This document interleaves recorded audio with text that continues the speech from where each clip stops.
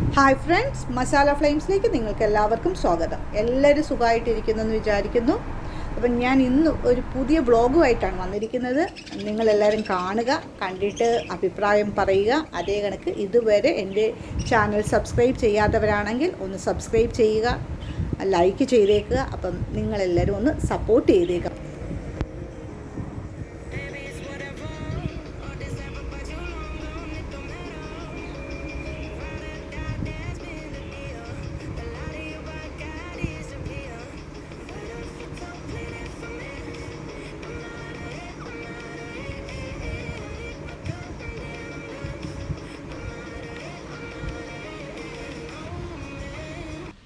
ഇന്ന് ബ്രേക്ക്ഫാസ്റ്റിന് നമ്മൾ ഉപ്പുമാവാണ് ഉണ്ടാക്കുന്നത്. ലച്ചു ഇന്നലെ പറഞ്ഞതാണ് മമ്മി നാളെ ഉപ്പുമാവ് ഉണ്ടാക്കി തരണേന്ന്. അപ്പം ഞാനിന്ന് ഉപ്പുമാവാണ് ഉണ്ടാക്കുന്നത്. ഞാനിവിടെ ഒരു പാത്രത്തിൽ 2 ടേബിൾ സ്പൂൺ നെയ്യ് ഒഴിച്ചു കൊടുക്കുന്നുണ്ട്. അപ്പം നിങ്ങൾ കാണുമ്പോൾ 3 സ്പൂണാണ്, പക്ഷേ അത് ഏകദേശം 2-2.5 ടേബിൾ സ്പൂൺ നെയ്യേ ഉള്ളൂ. നെയ്യൊന്ന് ചൂടായി വന്നിട്ടുണ്ട്. അപ്പം നമുക്ക് ഇനി ഒന്ന് കടുക് ഇട്ട് കൊടുക്കണം. കടുകെല്ലാം പൊട്ടി തീർന്നിട്ടുണ്ട്. അപ്പം ഇനി അടുത്ത പരിപാടി എന്ന് പറഞ്ഞാൽ ഉഴുന്നിടുകയാണ്. ഉഴുന്ന് നമുക്കൊന്ന് ഒരു ടേബിൾ സ്പൂൺ ഉഴുന്നാണ് അതിട്ട് കൊടുക്കുന്നുണ്ട് ഇതിനകത്തോട്ട്. അതൊന്ന് ചൂടാക്കിയെടുക്കാം. നമ്മുടെ ഉഴുന്ന് ഇങ്ങനെ ചുമന്ന് വന്നിട്ടുണ്ട്. ഇപ്പം അതിലേക്ക് നമുക്ക് വെജിറ്റബിൾസ് ഇട്ട് കൊടുക്കാം. വെജിറ്റബിൾസ് എന്ന് പറഞ്ഞാൽ ക്യാരറ്റും ബീൻസും സവോളയാണ്, പിന്നെ പച്ചമുളക്, ഇഞ്ചി, കറിവേപ്പില. ഇത് ഇത്രയുമാണ് ഞാനിവിടെ അരിഞ്ഞു വെച്ചേക്കുന്നത്. ഇത് 3 ഈ ക്യാരറ്റും സവോളയും ഈ ബീൻസും ഇത് 3 ഞാൻ സെയിം അളവിലാണ് ചേർക്കുന്നത്. അത് ഇത്രയൊന്നും ഇട്ട് വഴറ്റിയെടുക്കാം. നമുക്ക് കുറച്ചൊരു 1-2 മിനിറ്റ് ഇട്ടിരുന്നാൽ മതി. ഒത്തിരി ഒന്നും വഴറ്റണ്ട. കുറച്ചൊന്ന് വഴറ്റി വരുമ്പോഴത്തേനും നമുക്കതിലേക്ക് വെള്ളം കൂടി ചേർത്ത് കൊടുക്കാം. വെള്ളം ചേർത്തിട്ട് ഉപ്പും ചേർത്തിട്ട് അതൊന്ന് തിളയ്ക്കാൻ വെക്കാം.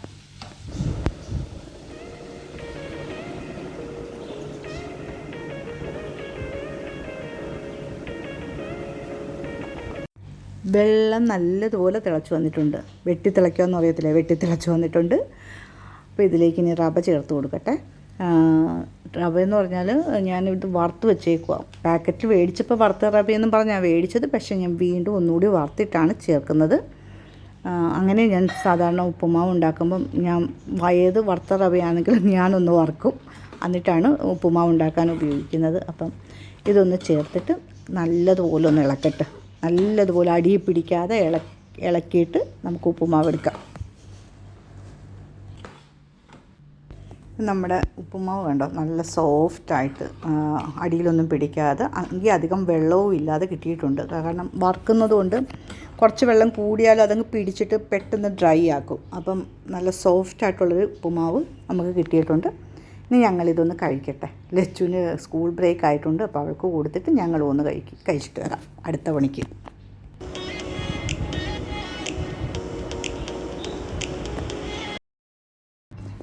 ഉച്ചത്തേക്ക് നമ്മൾ ഉണ്ടാക്കുന്നത് ചോറും ഒരു മുരിങ്ങയ്ക്ക കറിയും, മുരിങ്ങയ്ക്ക ഒഴിച്ച് കറിയും, പിന്നെ ഒരു ക്യാരറ്റ് മെഴുക്ക് പുരട്ടിയെന്നോ തോരനെന്നോ എന്ത് വേണേലും പറയാം അതിൻ്റെ പേര്. അങ്ങനത്തെ ഒരു കറിയും കൂടിയാണ് ഞാൻ ഇന്ന് ഉണ്ടാക്കുന്നത്. കാരണം എനിക്ക് മീൻ കറിയും കൊഞ്ച് കറിയും ഫ്രിഡ്ജിലിരിപ്പുണ്ട്. അപ്പോൾ അത് ചൂടാക്കിയാൽ മതി. അതിൻ്റെ കൂടെ ഇത് 2 എരിവുള്ളതായതുകൊണ്ട് മുരിങ്ങയ്ക്ക കൊണ്ടുള്ളൊരു ഒഴിച്ച് കറി ഉണ്ടാക്കാമെന്ന് വിചാരിച്ചു. ക്യാരറ്റ് തോരനും ഉണ്ടാക്കാമെന്ന് വെച്ചു. അപ്പം ചോറും ഈ 2 കറിയാണ് നമ്മളിന്ന് ഉണ്ടാക്കുന്നത്. ചോറിന് അരിയൊക്കെ കഴുകിയിട്ടിട്ടുണ്ട് കുക്കറിൽ. ഇനി വിസിൽ വരുമ്പോൾ ഓഫ് ചെയ്യാം. മുരിങ്ങയ്ക്ക കറിക്ക് വേണ്ടി മുരിങ്ങയ്ക്ക ഒരു 3 മുരിങ്ങയ്ക്കയാണ് ഞാൻ ചെറിയ നീളത്തിൽ അരിഞ്ഞേക്കുന്നത്. അതേപോലെ തന്നെ ഒരു മാങ്ങയുടെ പകുതി എടുത്തിട്ടുണ്ട്. 2 കറിവേപ്പില 2 പച്ചമുളക് ഇട്ടിട്ടുണ്ട്.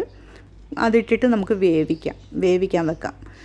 അതൊന്ന് വെന്ത് വരട്ടെ. അപ്പം ചെറിയ അടുപ്പിലാണ് ഞാനിത് വേഗം വെക്കുന്നത്. അപ്പോൾ എപ്പോഴും ചെന്ന് നോക്കണ്ട, കുറച്ച് നേരം പതുക്കെ ഇരുന്നങ്ങ് വെന്തോളും. ആ സൗകര്യത്തിനാണ് അത് അവിടെ വെച്ചേക്കുന്നത്. അതിൻ്റെ ഇടയ്ക്ക് എനിക്ക് ബാക്കിയുള്ള പണികൾ ചെയ്യാമല്ലോ. അപ്പം ഞാനത് അവിടെ വെച്ചിട്ടുണ്ട്. അതിൻ്റെ ഇടയ്ക്ക് ലച്ചുവിന് വേണ്ടി കുറച്ച് ഫ്രൂട്ട്സ് ഞാൻ കട്ട് ചെയ്യുക. കാരണം അവൾക്ക് ഇടയ്ക്ക് വീണ്ടും അടുത്ത ബ്രേക്ക് വരുമ്പോഴത്തേന് ഫ്രൂട്ട്സ് കൊടുക്കണം. അതിനു വേണ്ടിയാണത് ചെയ്യുന്നത്.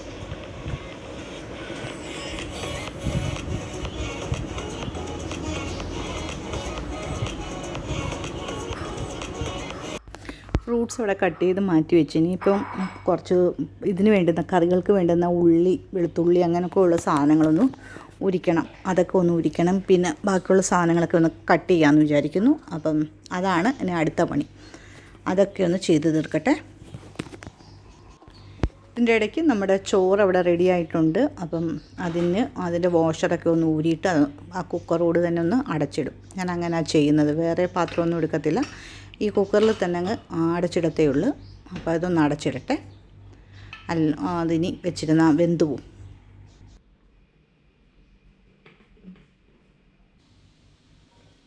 മുരിങ്ങയ്ക്ക അവിടെ വെന്തിട്ടുണ്ട്. അപ്പം ഞാൻ തീ കുറച്ച് വെച്ചിട്ടുണ്ട്. എന്നിട്ട് അതിനുള്ള അരപ്പാണ്. അപ്പോൾ തേങ്ങയും ജീരകവും വെളുത്തുള്ളിയും ഇതിത്രയുമാണ്, അതിനകത്ത് മഞ്ഞളും ഇതിത്രയാണ് നമ്മൾ അരയ്ക്കുന്നത്. അതായത് മോര് കാച്ചുമ്പോഴൊക്കെ അരയ്ക്കുന്ന കണക്കുള്ള രീതിയിലാണ് ഇത് അരയ്ക്കുന്നത്. അപ്പോൾ അത് അരച്ച് ഞാൻ ആ അരപ്പ് അതിലേക്ക് ഒഴിച്ചിട്ടുണ്ട്. ഇതിൻ്റെ കൂടെ കുറച്ച് ഉപ്പും കൂടി ചേർത്തിട്ട് അതൊന്ന് ഇളക്കിയിട്ട് വീണ്ടും ചെറിയ തീയിലൊന്ന് വെച്ച് വേവിക്കുകയാണ് ചെയ്യുന്നത് ഞാൻ. നമുക്കിവിടെ സൂപ്പർ മാർക്കറ്റിൽ നിന്ന് ടിന്നിലാക്കിയ തിരിങ്ങിയ തേങ്ങയാണ് കിട്ടുന്നത്, തിരിങ്ങിയെടുത്ത തേങ്ങയാണ് കിട്ടുന്നത്. അപ്പം ഞാനിത് 3-4 പാക്കറ്റ് എടുത്തുകൊണ്ട് വരും. നമുക്ക് എന്നും പോയി മേടിക്കാൻ പറ്റില്ലല്ലോ. അപ്പം നമ്മൾ ഒരാഴ്ചത്തേക്കോ അങ്ങനെ കൂടുതലായിട്ട് എടുത്തുകൊണ്ട് വരും. അപ്പോൾ സൂക്ഷിക്കുന്നതെന്ന് വെച്ചാൽ ഫ്രീസറിൽ വെച്ചിട്ടാണ് സൂക്ഷിക്കുന്നത്. ഒരു ടിന്നൊക്കെ ആണെങ്കിൽ 2-3 ദിവസത്തിനുള്ളിൽ തീർക്കാം. പിന്നെ ആണെങ്കിൽ വളിച്ചു പോവും, ചീത്തയായി പോവും ഈ തേങ്ങയും. അതുകൊണ്ട് ഫ്രീസറിൽ വെച്ചിട്ടാണ് ഉപയോഗിക്കുന്നത്. അപ്പോൾ ഫ്രീസറിൽ നിന്ന് ഈ തേങ്ങ എടുക്കുമ്പോൾ ഞാൻ ചെറിയ ചൂടുവെള്ളം ചേർത്തിട്ടാണ് അരയ്ക്കുന്നത്. അപ്പോൾ ആ അരപ്പിനൊരു നല്ല സ്വാഭാവികമായിട്ട് അരഞ്ഞും കിട്ടും. നല്ലൊരു ഫ്രീസറിൽ വെച്ചതിൻ്റെ ഒരു ടേസ്റ്റ് വ്യത്യാസവും വരത്തില്ല. അപ്പം ഞാൻ ചെറിയ ചൂടുവെള്ളം കൂടി ചേർത്തിട്ടാണ് തേങ്ങകൾ അരയ്ക്കുന്നത്. മുരിങ്ങയ്ക്കയുടെ കറി അവിടെ ഞാൻ തീയൊക്കെ കുറച്ച് വെച്ചിട്ടുണ്ട്. അതൊന്ന് ചെറുതായിട്ട് ചൂടായി വരട്ടെ. അവിടെ തീ കുറഞ്ഞ തീയിലിരുന്നിട്ട് ചൂടായി വരട്ടെ. അപ്പോഴത്തേന് മീൻ കറി ഒന്ന് ചൂടാക്കി മാറ്റാം. മീൻ കറി നല്ലോണം ചൂടായിട്ടുണ്ട്. ഇനിയിപ്പോൾ നമുക്ക് ഇത് മാറ്റിയിട്ട് ക്യാരറ്റ് കറി ഉണ്ടാക്കാം. പാത്രം ചെറുതായിട്ട് ചൂടായി വന്നിട്ടുണ്ട്. അപ്പം ഞാനതിലേക്ക് എണ്ണ ഒഴിച്ചു കൊടുക്കട്ടെ. ഒരു 2 ടേബിൾ സ്പൂണോളം എണ്ണയാണ് ഒഴിക്കുന്നത്. അപ്പോൾ അത് ഒഴിച്ചു കൊടുത്ത് കടുകൊന്ന് പൊട്ടിക്കട്ടെ. ഈ കറിയുടെ പേര് ആക്ച്വലി എനിക്കറിയത്തില്ല. കാരണം ഇത് തോരനാണോ മെഴുക്കുവരട്ടിയാണോ എന്ന് പറയാൻ പറ്റത്തില്ല. രണ്ടും കൂടി മിക്സ് ആയതാണ്. ഇത് പണ്ട് സ്കൂളിലൊക്കെ പഠിക്കുമ്പോഴേ കൊണ്ടുപോകുന്ന ഒരു കറിയാണ്. സ്കൂളിൽ ചമ്മന്തിയും നമ്മൾ തോരനോ മെഴുക്കുവരട്ടിയോ ഒക്കെ കൊണ്ടുപോകത്തില്ലേ ടിഫിനിൽ, അങ്ങനെ കൊണ്ടുപോയിക്കൊണ്ടിരുന്നൊരു കറിയാണ്. പക്ഷേ ചമ്മന്തിയായിട്ട് നല്ല കോമ്പിനേഷനാണ് കേട്ടോ, നല്ല ടേസ്റ്റാണ് ചമ്മന്തിയുമായിട്ട്. ശരി, കടുകെല്ലാം നല്ലോണം പൊട്ടി തീർന്നിട്ടുണ്ട്. ഇതിലേക്ക് ഒരു 10 ചുമന്നുള്ളി ചതച്ചതും അതിൻ്റെ കൂടെ 1 ടേബിൾ സ്പൂൺ മുളക് പൊടിയുമാണ് ചേർത്ത് കൊടുത്ത് ഞാൻ ഇളക്കാൻ പോകുന്നത്. ഇപ്പം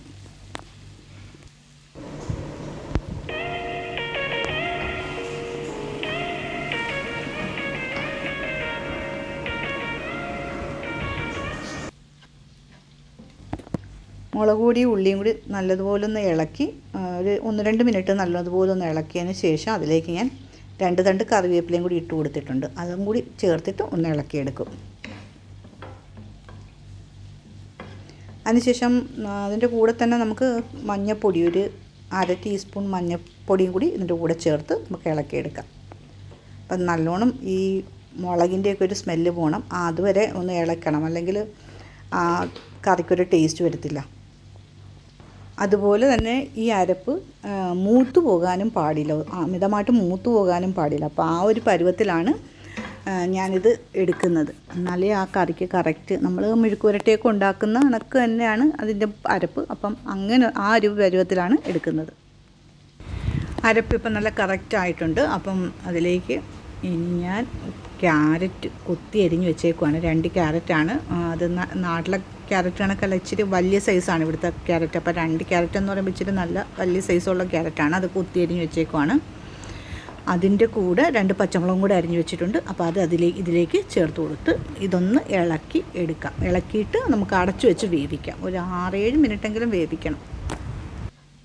അപ്പം ഈ ക്യാരറ്റ് ഇട്ട് കഴിഞ്ഞിട്ട് നമുക്ക് ഉപ്പും കൂടി ചേർത്ത് കൊടുക്കണം. ആവശ്യത്തിന് ഉപ്പും കൂടി ചേർത്ത് കൊടുക്കണം. അപ്പം ഞാനൊരു 1/2 ടീസ്പൂണോളം ഉപ്പിട്ട് കൊടുത്തിട്ടുണ്ട്. പിന്നെ ലാസ്റ്റ് നോക്കിയിട്ട് ഇട്ട് കൊടുക്കാമെന്ന് വെച്ചിട്ട്. അപ്പോൾ അതും കൂടി ചേർത്തിട്ട് നമുക്ക് ഇളക്കാം. ഇളക്കിയിട്ട് അടച്ചു വെച്ച് വേവിക്കാം. അതൊന്ന് വെന്ത് വരട്ടെ. ഒരു 7 മിനിറ്റ് കഴിഞ്ഞിട്ടുണ്ട്. അപ്പം ഇതൊന്ന് തുറന്നിട്ടേ ഞാൻ ഒരു പിടി തേങ്ങ ചേർത്ത് കൊടുക്കാൻ പോവുക. എൻ്റെ കൈയുടെ അളവിലാണ് ഒരു പിടി തേങ്ങ നല്ല കൈ നിറച്ചെടുത്തിട്ടുണ്ട്. തേങ്ങ ഇട്ട് കഴിഞ്ഞു. ഇനിയിപ്പം ഞാനിതൊന്ന് ഇളക്കുക. നല്ലോണം ഒന്ന് ഇളക്കിയിട്ടേ ഈ പാത്രം ഒന്ന് അടച്ചു വെക്കാൻ പോകും 1 മിനിറ്റ്. കാരണം അത് നല്ല ക്യാരറ്റ് ഒത്തിരി അങ്ങ് വെന്ത് പോരുത്. ഒരു പച്ചപ്പ്, ഒരു 1/4 ഭാഗം വേകാവൂ എന്ന് പറയത്തില്ലേ, ആ ഒരു രീതിയിൽ ഒരു ചെറിയ ചവയ്ക്കുമ്പോൾ ഒരു ചെറിയ പച്ചപ്പ് ഉണ്ടാവണം. എന്നാലാണ് അതിന് ടേസ്റ്റ്. അപ്പോൾ ഞാൻ ഇതൊന്ന് അടച്ചു വെച്ചിട്ട് 1 മിനിറ്റ് കഴിയുമ്പോൾ ഒന്ന് തുറക്കാം.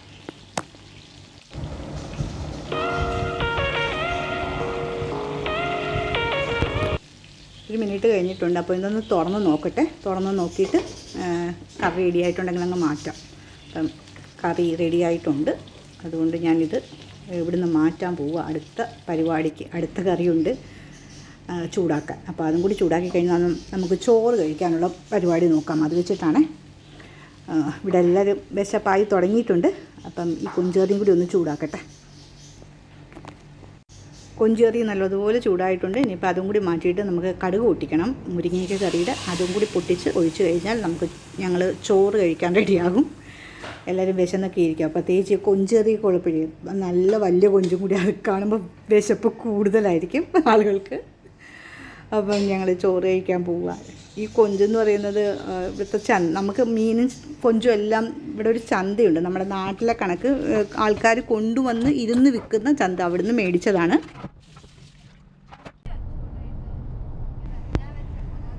ഫുഡൊക്കെ കഴിഞ്ഞ് ഞങ്ങൾ അന്നൊന്ന് പുറത്തിറങ്ങി എന്ന് പറഞ്ഞാൽ ഒരു ഗിഫ്റ്റ് മേടിക്കാനുണ്ടായിരുന്നു. അതിന് വേണ്ടി ഇറങ്ങിയതാണ്.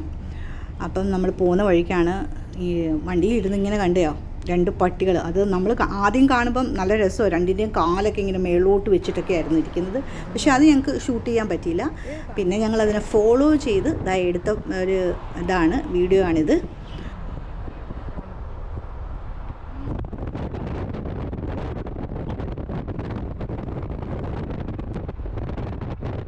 ഇന്നത്തേത് വിശേഷങ്ങൾ ഇത്രയേ ഉള്ളൂ. ഇതോടെ നമ്മുടെ ഇന്നത്തെ ഈ വീഡിയോ നിർത്തുകയാണ്. ഇനി അടുത്ത വീഡിയോയുമായിട്ട് വീണ്ടും വരാം.